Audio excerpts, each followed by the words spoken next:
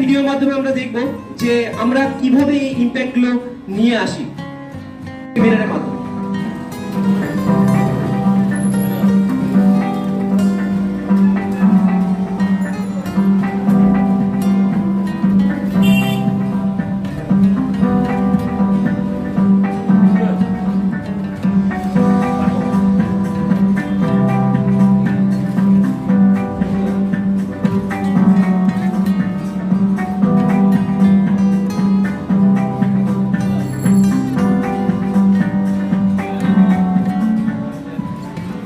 তো এরকম ছোট ছোট হেলথ ক্যাম্প বা সেমিনারের মাধ্যমে আমরা আসি।